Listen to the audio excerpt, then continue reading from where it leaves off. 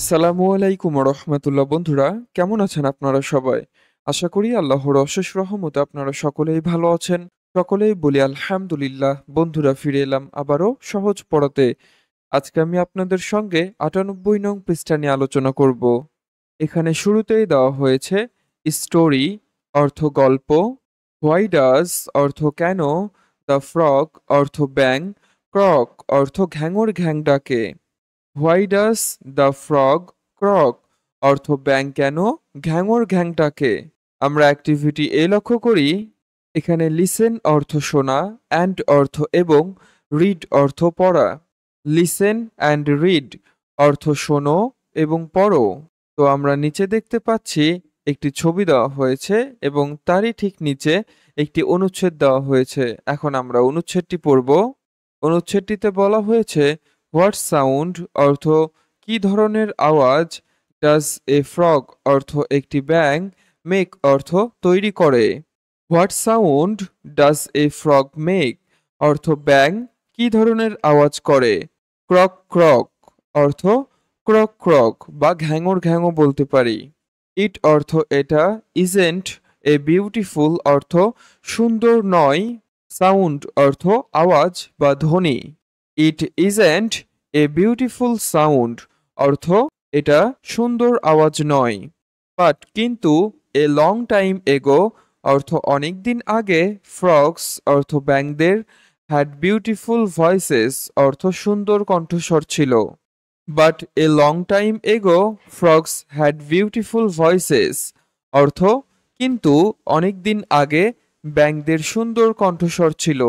দে অর্থ তারা, কুড সিং অর্থ গাইতে পারত, মোর বিউটিফুল অর্থ অনেক সুন্দর করে, দেন দ্য বার্ডস অর্থ পাখিদের চেয়েও। তাহলে বলতে পারি, they could sing more beautiful than the birds অর্থ তারা পাখিদের চেয়েও অনেক সুন্দর করে গাইতে পারত। দিস অর্থ এই, অল চেঞ্জড অর্থ সব বদলে গিয়েছে, বিকজ কারণ, অফ অন ফ্রগ অর্থ একটি ব্যাঙ, নেমড ব্লাস্টার অর্থ যার নাম ব্লাস্টার। এটিকে গুছিয়ে বলবো, this all changed because of on frog named blaster অর্থ ব্লাস্টার নামের এক ব্যাঙের জন্য সব বদলে গিয়েছে। এরপরে নিচের অংশটুকু লক্ষ্য করি। ব্লাস্টার হ্যাড অর্থ ব্লাস্টারের ছিল, দ্য মোস্ট বিউটিফুল ভয়েস অর্থ সবচেয়ে সুন্দর কণ্ঠস্বর, অফ অল দ্য অ্যানিমেলস অর্থ সকল প্রাণীর মধ্যেই। Blaster had the most beautiful voice of all the animals অর্থ সব প্রাণীর মধ্যেই ব্লাস্টারের সবচেয়ে সুন্দর কণ্ঠস্বর ছিল।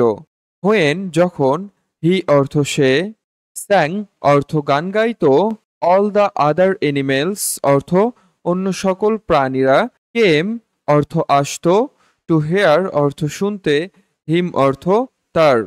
তাহলে বলবো, হোয়েন হি স্যাং অর্থ যখন সে গাইত, all the other animals came to hear him অর্থ অন্য সকল প্রাণী তার গান শুনতে আসতো।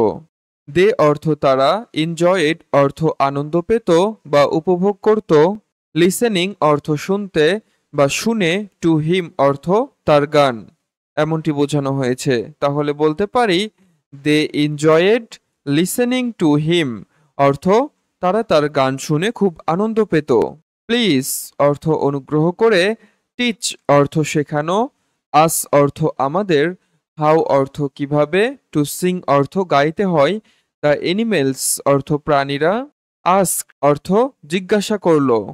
Please teach us how to Singh, the animals asked অর্থ প্রাণীরা তাকে বলল, অনুগ্রহ করে আমাদেরকে কিভাবে গাইতে হয় শেখাও।